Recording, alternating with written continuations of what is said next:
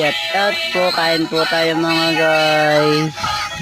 Ayan po ang ulam namin, kunting walang salo-salo.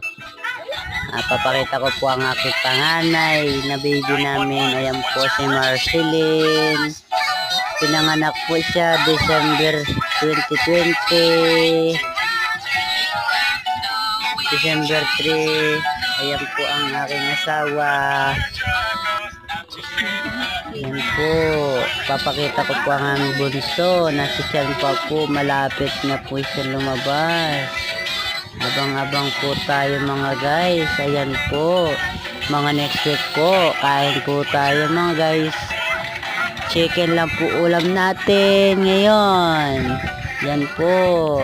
Maraming salamat po sa Panginoon na binigyan na biyak sa amin. Salamat po. Paupit.